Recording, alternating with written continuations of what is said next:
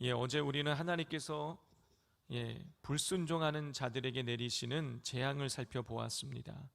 하나님께서는 하나님께 불순종하면 질병과 또 대적에게 공격받는 재앙을 내리실 것이다. 그래도 불순종하면 모든 노력이 헛되게 하실 것이다. 그래도 불순종하면 들짐승이 자녀들과 가축들을 해할 것이고, 그래도 불순종하면 전쟁과 기근을 겪게 될 것이다 라고 말씀하셨어요. 정말 끔찍한 재앙들이죠. 근데 왜 이런 하나님께 불순종하면 왜 이런 재앙들이 내리게 되어지느냐? 어제 말씀들을 읽어보면 하나님께 불순종하는 것은 하나님을 곧 대적하는 행위이기 때문인 거예요. 하나님을 대적하기에 하나님께서는 불순종하는 자들에게 재앙을 내리시는 것이죠. 자, 오늘 본문에는 불순종으로 이 전쟁과 기근을 겪게 된 후에도 불순종하는 자에게 내리는 재앙이 기록되어져 있습니다. 하나님께서는 불순종하는 자들에게 하나님의 미움을 받게 될 것이다 라고 말씀하셨어요. 우리 27절부터 30절까지를 교독해 보겠습니다.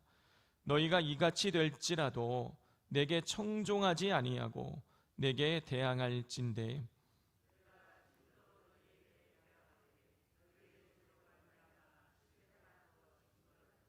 너희가 아들의 살을 먹을 것이요 딸의 살을 먹을 것이며 내가 너희의 산당들을 헐며 너희의 분향단들을 부수고 너희의 시체들을 부서진 우상들 위에 던지고 내 마음이 너희를 싫어할 것이며.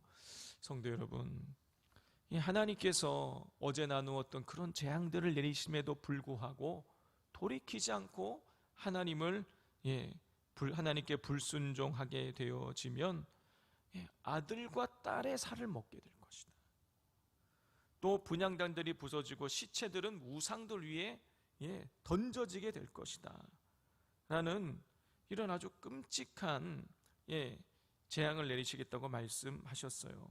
자, 그런데 우리 30절 마지막에 보면 내 마음이 너희를 싫어할 것이며, 하나님께서 이런 일들이 일어나는 이 결과는 뭐냐면, 일의 원인이 뭐냐면 하나님이 싫어하시게 되기 때문이라는 거예요.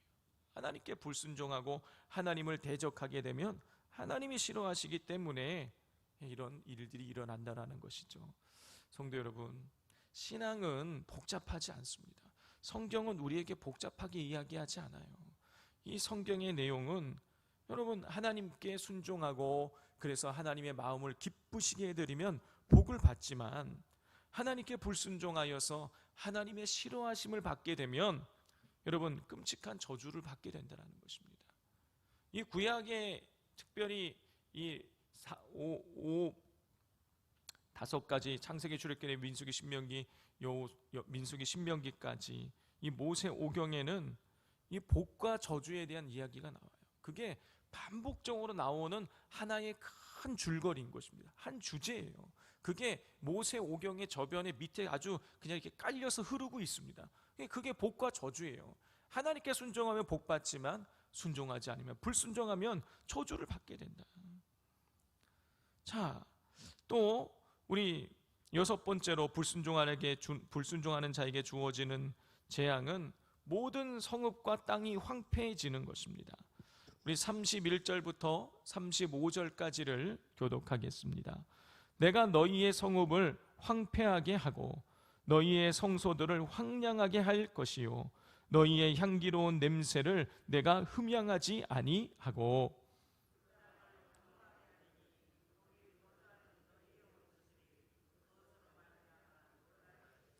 내가 너희를 여러 민족 중에 흩을 것이요 내가 칼을 빼어 너희를 따르게 하리니 너희의 땅이 황무하며 너희의 성읍이 황폐하리라.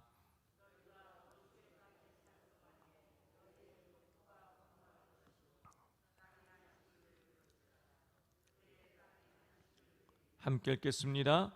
너희가 그 땅에 거주하는 동안 너희가 안식할 때에 땅은 쉬지 못하였으나 그 땅이 황무할 동안에는 쉬게 되리라. 하나님께서는 하나님의 말씀에 불순종하게 되면 원수들로 인해서 땅의 성읍과 그리고 땅이 황폐하게 될 것이다. 31절 35절 말씀 보면 황무, 황폐라는 단어가 반복적으로 나오는 것을 보게 됩니다. 황무하고 황폐하다라는 것이 무엇입니까? 다 망한다라는 거예요. 다 망한다라는 거예요. 아무것도 되지 않는다라는 거예요. 자, 우리 36절부터 39절에 보면 이 성읍과 땅이 어떻게 해서 황폐하게 되는 것인지 구체적으로 기록하고 있어요. 우리 한번 교독하겠습니다. 36절입니다. 너희 남은 자에게는 그 원수들의 땅에서 내가 그들의 마음을 약하게 하리니 그들은 바람에 불린 잎사귀 소리에도 놀라 도망하기를 칼에 피하여 도망하듯 할 것이요 쫓는 자가 없어도 엎드러질 것이라.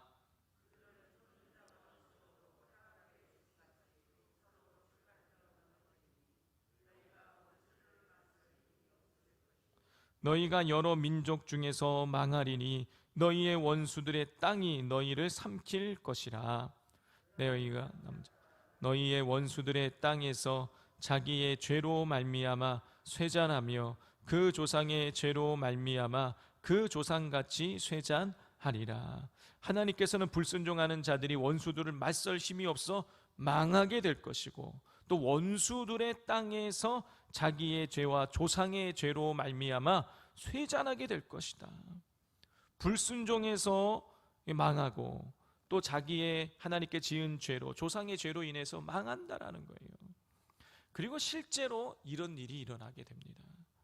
하나님께 불순종하면서 우상 숭배했던 남유다는 BC 722년에 바벨론에 의해서 망하죠. 이스라엘 땅이 황무하게 됩니다. 예루살렘 성벽이 무너져 내리고 성전도 다 불에 타고 성전이 와르르르 다 무너져 내리게 돼요. 이스라엘 땅이 황무하게 되고 또 어떻게 됩니까? 이스라엘은 원수의 땅 바벨론으로 포로로 끌려가요. 거기에서 수많은 사람들이 죽게 됩니다. 또 바벨론이 페르시아에서 바사 제국에서 멸망한 후에 남유다 백성은 다시 이 가나안 땅으로 돌아왔지만 어떻게 되었습니까? 예수님의 말씀에 귀를 기울이지 않았던 유대인들은 결국 AD 70년에 로마의 장군 티투스에 의해서 완전히 망하게 됩니다. 다 망하게 돼요. 예루살렘이 파괴되고 예루살렘의 성민들은 뿔뿔이 흩어지게 됩니다. 하나님께 불순종하자 하나님이 최후에 내리시는 재앙은 뭐냐? 황무하게 하는 거예요.